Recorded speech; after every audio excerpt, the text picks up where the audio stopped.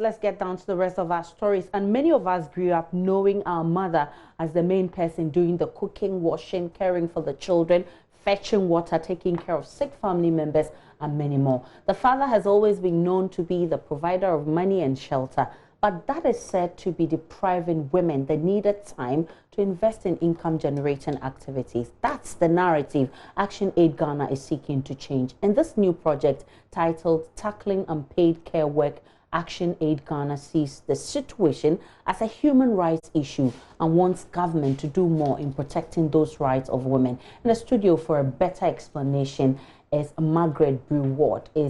She's the Women's Rights and Campaigns Manager at ActionAid. Good to see you. Thank you. And also Azumi Meisuna is Project Manager of the Power Project. Good to see you, ladies. Thank you very And I'm much. particularly excited about this topic because definitely this is one of the things that is eating a lot of women up. We support our husbands. We support, we do all the necessary background work. Nobody sees what we do. And then at the end of the day, the women are put back and say, it's my property, it's my money. You don't come in anywhere. Meanwhile, you even played a critical role in assessing this. Let me begin with Azumi. You conducted this research. What did you find and the reason you're advocating that government step in to reverse this situation? Thank you, Aisha.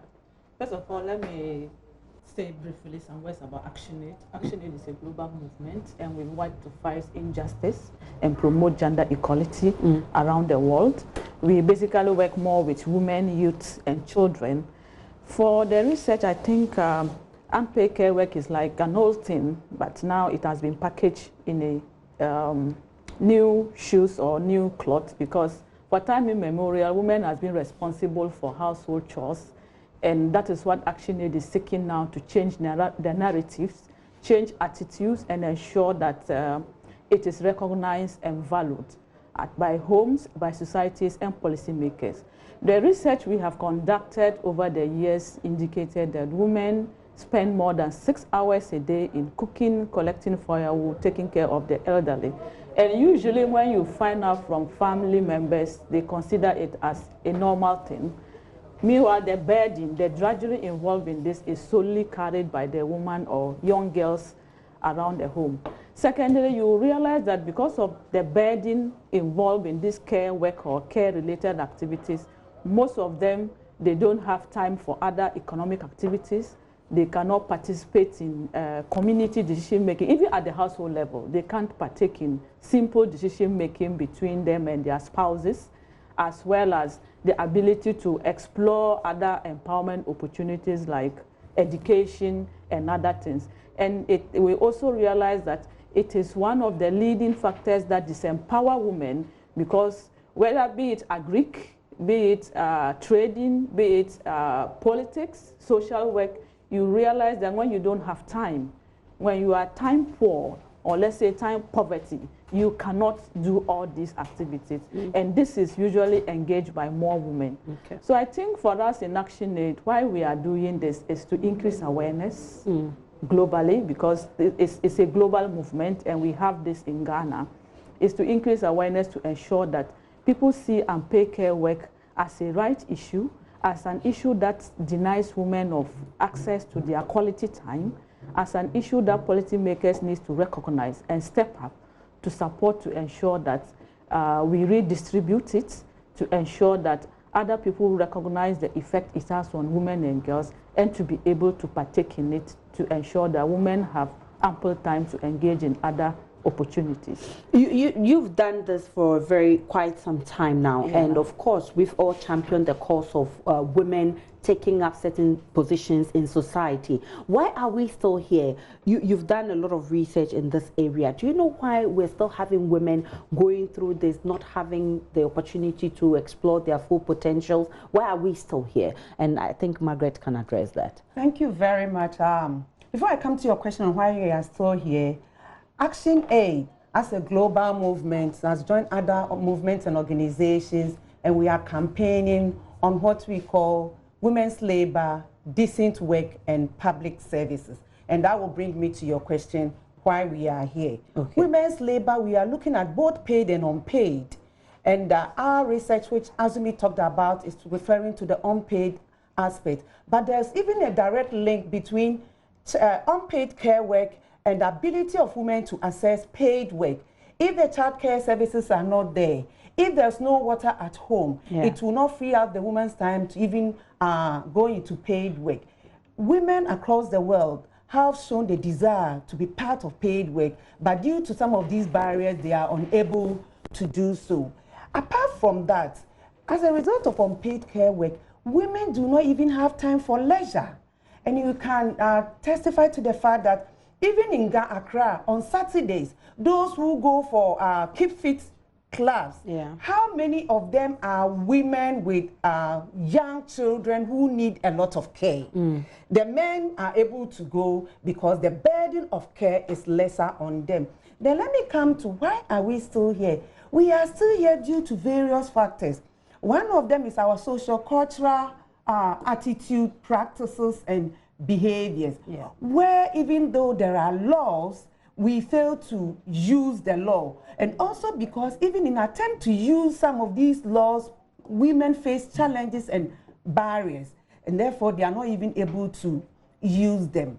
Then when we come to some of these, our social cultural practices, when women make attempts even to use the law, for example, if a woman in a relationship, and I mean intimate relationship, which we call marriage, decide that, okay, my partner has put up a property. The property is in his name only. Let me put it that way. I want to challenge this in court. Which they always do. I want to challenge this in court. The penny, the Reverend Minister, everybody will come and say, oh, you are washing your dirty linen outside and blah, blah, blah, blah, and she'll be forced to withdraw. So all these are factors why we are still here. And one key thing why we are still here, currently in Ghana, we are talking about affirmative action law, which we don't have yet. There is a draft bill. If we pass that draft bill to become a law, it will be part of the solution. It will be contributing. I'm not saying it is the panacea, but it has a ripple effect on having women in various decision-making structures, position, and in the long run, we'll get there. Coupled with a lot of education, sensitization. Some years ago, women's rights organizations had resources and they were going around the country doing a lot of, that was when Send Your Girl Child to School campaign started, a lot of activism. We had PNDC Law 111, several laws and what. Now those activisms have gone down because of lack of resources. So I think we need to reignite that passion, that campaign, and also implement the laws we have in this country. We have a lot of laws. If they are implemented, we will not be where we are. Coupled with the responsibility of the state to provide public services in the form of child care services, in the form of water, closer to the home.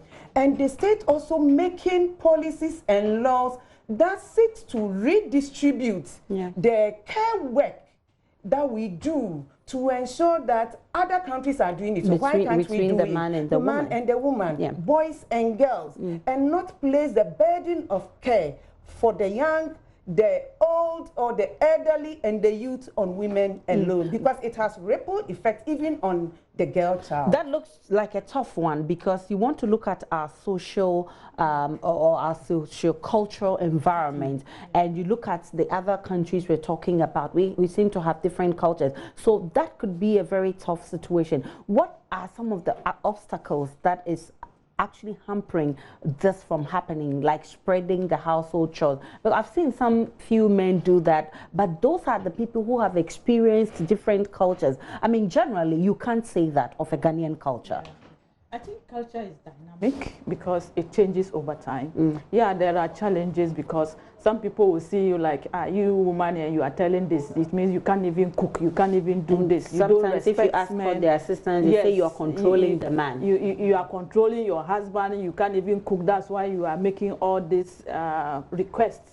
And men who tend to do it in our communities, they are looked at in a different way because they are regarded as weak, and their women control them, and they don't have money or they can't contribute to the household income.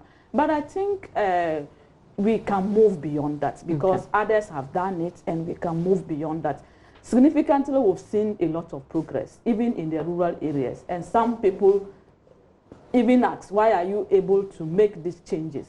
I think in most rural areas, we need to start dialogue at the household level. We need to start dialogue with communities, dialogue with husbands, wives, children, religious leaders, because all these things, they have the beliefs and the norms comes from our religious backgrounds, how we were brought up, and the culture we have been living throughout for centuries or for years. So I think we need to start that way. And ActionAid, we have done a lot around these things. We've tried to negotiate with community leaders, to discuss with them, and it's something that we have made changes, and you can see men taking up some of these responsibilities. We decided to adopt a participatory tool to track women and men time use and compare it.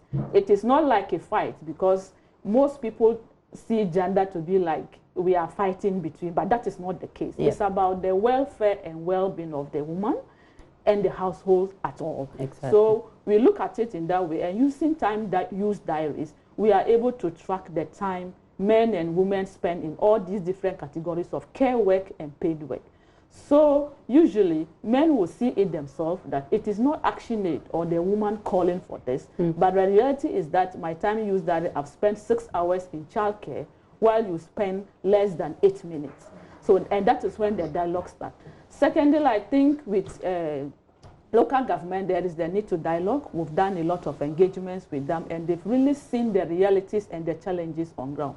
Because if we are in a country with a population of women more than 50%, and that significant portion of the population is not earning enough income, it's not empowered, it's not well developed into certain critical sectors of the economy, then I think the country will not move forward. Yep. So I think this is, should be a national call, a national agenda for the government to prioritize it.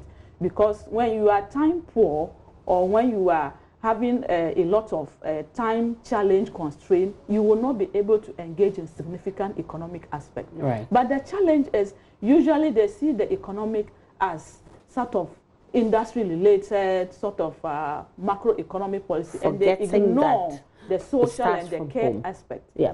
But actually the care work prepares the industry that we have. Definitely. Because it prepares the labor that you see in banks, in factories, in other areas, sectors of the economy that generate the tax and the income that we have. Yep. So it is even more significant, and something we should have policies to back, to support, to ensure that we have resources for women to reduce the burden of care, to engage them in economic activity. It certainly looks like a good one. On Thursday, you have a program coming up. Briefly tell us about it and what we should expect. Thank you very much. On Thursday, we're having a national, national dialogue. We're going to discuss how we can address this issue in Ghana going forward and make an appeal for all stakeholders to contribute.